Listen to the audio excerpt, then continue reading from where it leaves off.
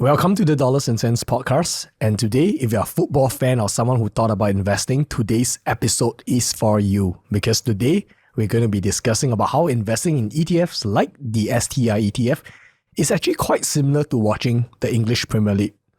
And I'm joined by none other than Dinesh from our editorial team. And Dinesh, welcome to the show. Very excited to be here. Obviously, big football fan. For those of you seeing my jersey, last 10 to 12 years haven't been great, but always happy to discuss the topic. Yeah, we can see exactly who you support. And I just want to ask you first question. When did you buy that jersey? So like 10 years ago?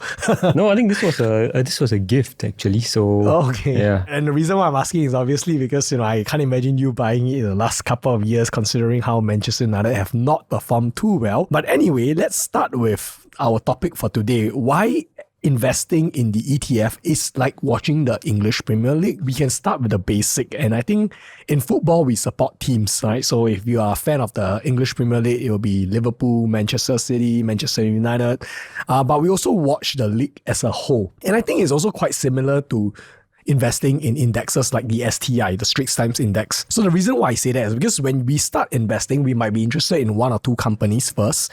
But after a while, we get familiar with the rest of the companies, right? I think you're absolutely right. I mean, that's how I started watching football, and coincidentally, that's how I started investing as well, right? Okay. So started watching Manchester United, which is why I'm still a fan. Thankfully, I wasn't as emotional in my investment journey, so I started out investing in a single company on the STI at that time, but it's no longer an STI constituent, so probably a good thing I wasn't as emotional. Yeah, I think that's a very good point, right? Which is that, you watch football and you obviously support Manchester United, but you're a big football fan as well. You're very knowledgeable in football. And that's because when you start watching football, supporting Manchester United, you also watch other team play as well. And because you watch other team play, you also know about other teams, other players as well. The thing that I wanted to really highlight is that, we need to, and we've mostly heard this, right? We need to avoid putting our emotions into one team or one stock in this case.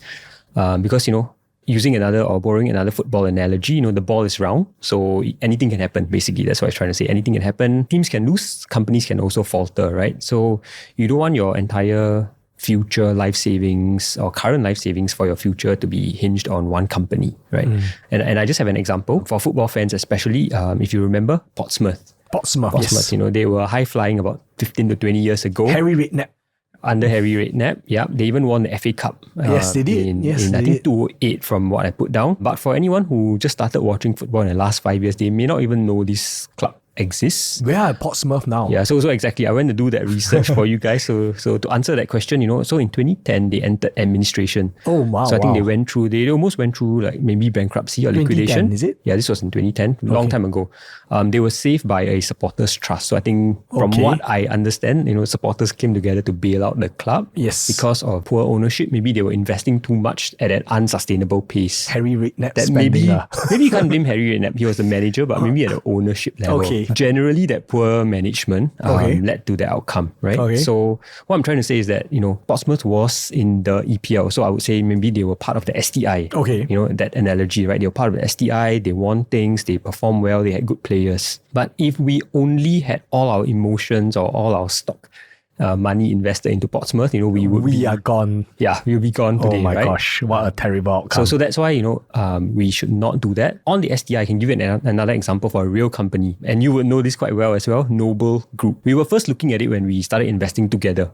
This was around the same time also, I guess. 15, 20 years ago. Commodity player, Noble Group, right? So today they're not on the STI anymore, and I think they, got restructured. So they're not the same company they were. So they totally went into liquidation and restructuring. I think your point here and the analogy between the football league, like the English Premier League and the ETF is that individual component in a ETF or in the league can sometimes and they look good for a while, but they may totally fall out of favor and be absolutely out, both as a team or as a stock, a decade later. So they were the hot stocks, right? But if we had invested into the EPL or STI, whatever you want to take from the analogy, these guys are still around. They're doing better than they were 20 years ago. We want to relate it to a little bit about investing. So I was doing some research from an old article I wrote, and this is the Dow Jones Index, which some people consider as one of the oldest index in the world, right? Dow Jones was first calculated in May 1896. The original Dow Jones, when it first started, it had 12 stocks. And I'm just going to read out what the 12 stocks are. American cotton oil,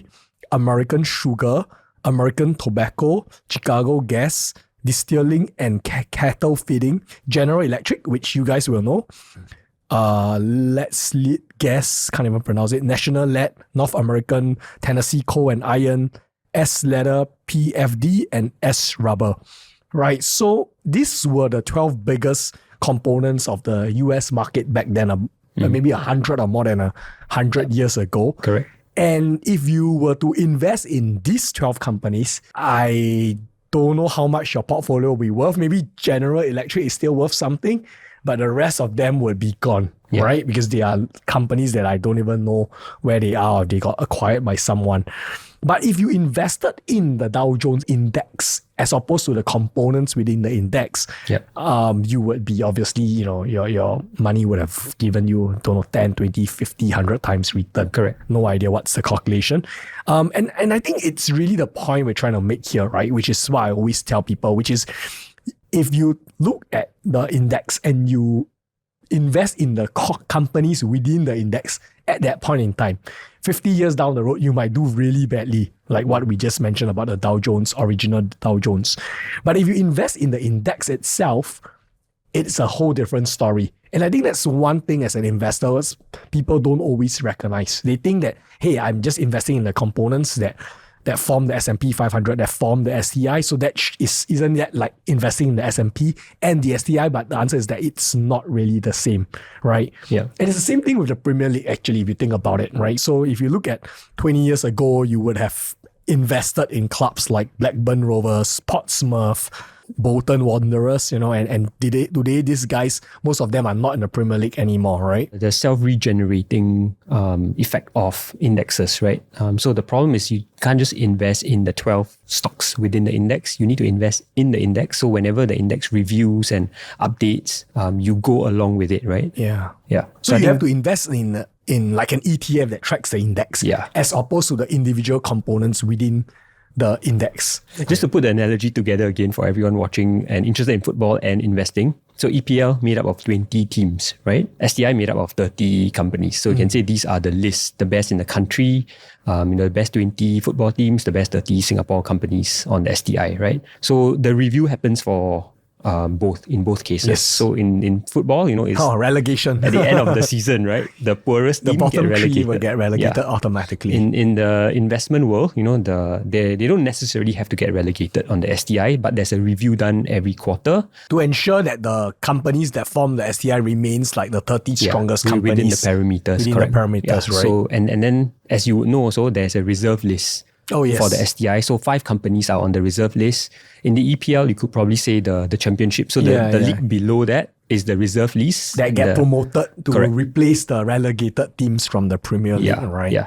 So just for an example, right, in the recent review for the STI, one of the companies got booted out and was replaced by another company on the reserve list. So the company that got booted out was Jardine CNC. Okay. And then the company that went into the STI was Keppel DC REIT. Okay. Right. So another REIT and another strong stock. I think most of us would know. But interestingly, Keppel DC REIT was a constituent back in 2023. Okay. Right. So it got then booted out and then only re-entering today again. Yeah. So the other point to make here is that, there are teams or companies that, can go through phases of maybe where they don't perform as well. They maybe get relegated or, go down into the STI reserve list. But there's a chance that, if they continue performing well, they can come back in, right? So that's why it's important to not forget about them, right? Yeah. If you invest in the ETF doesn't forget about them. Yeah. So basically, quality teams can always rebound. Quality stocks can always rebound. Yep. Right. So I think that's where you're trying to draw the parallel between the English Premier League and its ability to always ensure that the best teams in the country is represented in the Premier League. Correct. Weaker teams get relegated and then they are replaced by other teams. Yeah. And it's quite similar to an index like the Straits Times Index, where you have the strongest companies in Singapore trading on the exchange being represented on the STI.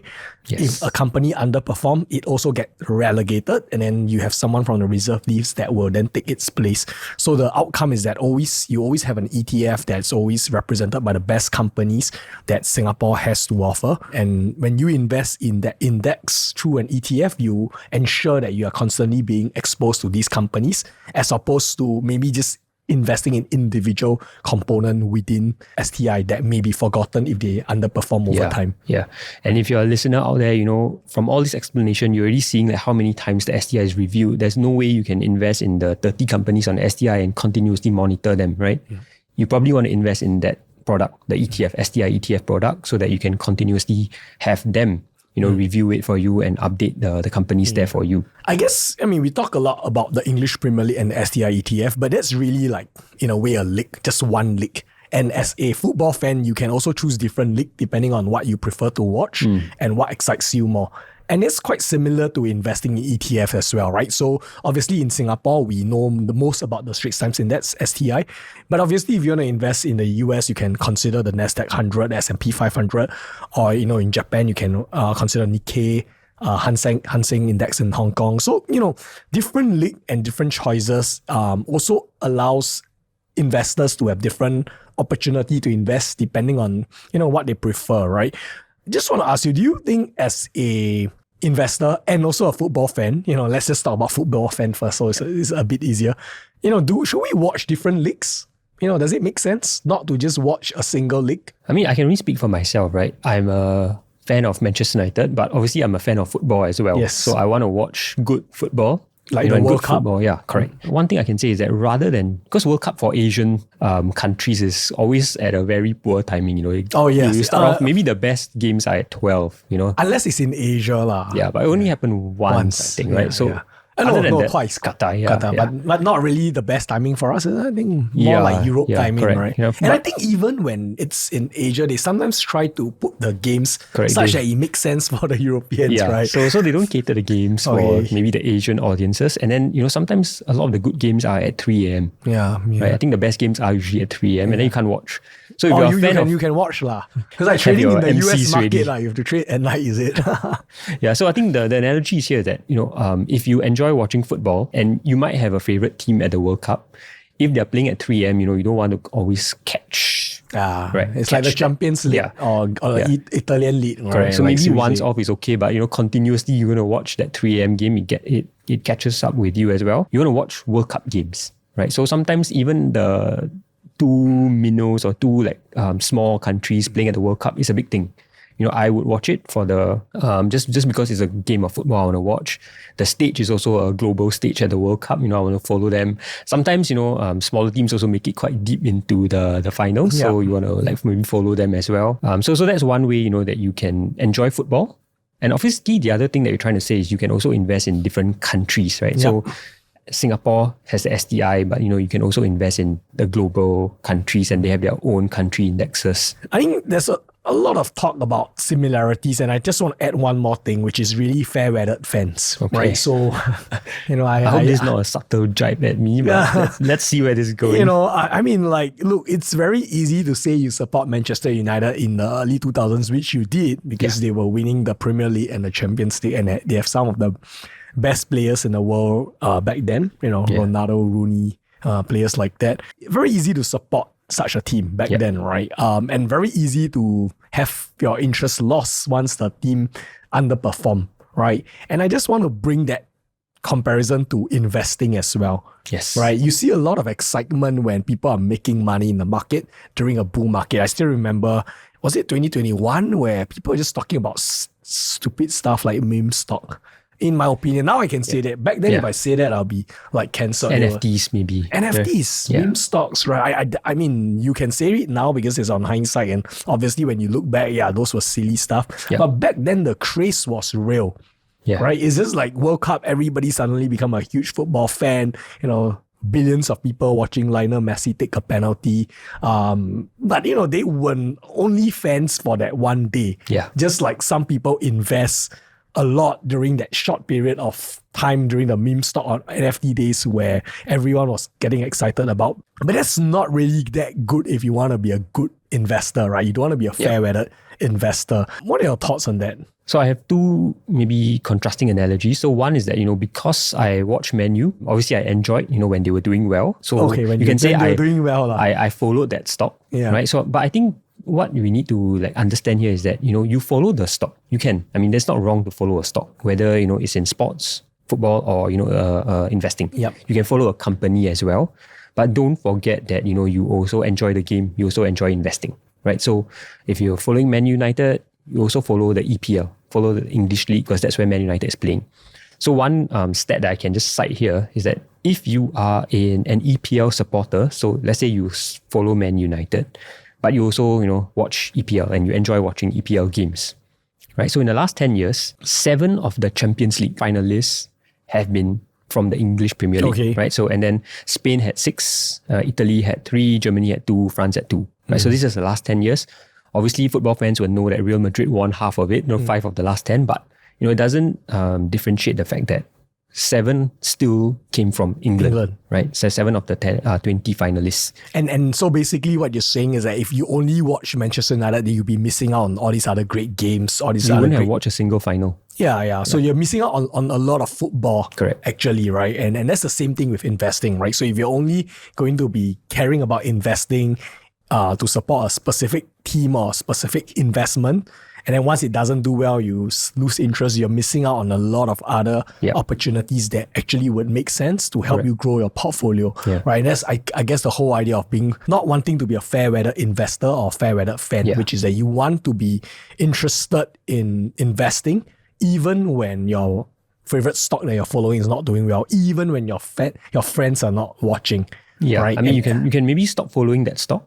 I mean, it's a bit harder in football terms because of the emotions. But if it's a company, you can stop following that particular company, follow a new company, but don't neglect the fact that you're following the entire list as well, the entire index as well. Yeah, let's not over compare. I think one of the key differences between football and investing is obviously, as a football fan, you're kind of emotional about the team you're supporting.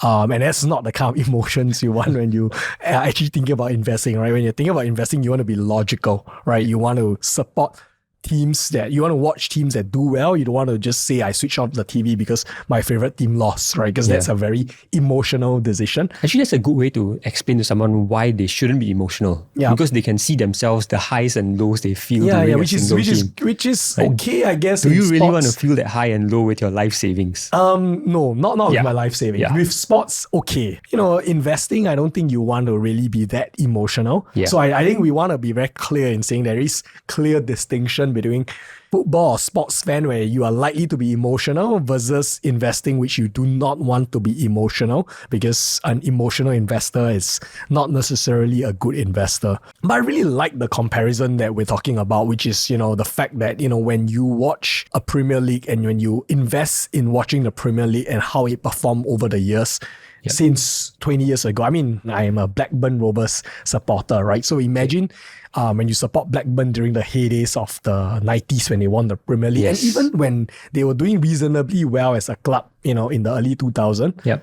Right? That was an okay time. These were the heydays of Blackburn Rovers. But, if you invest in Blackburn Rovers as a stock, you've been doing badly right now because they got relegated, and since then they have been in the Championship, which is the league right below the Premiership, and they have not been able to get back to the Premiership, right? In the same period, the Premiership has grown significantly in terms of revenue, right? So, if you are only supporting an individual club, you'll be missing out on that kind of growth that the product has already given to its fans, while you are still, holding on to maybe a stock that is still trying to recover from its highs.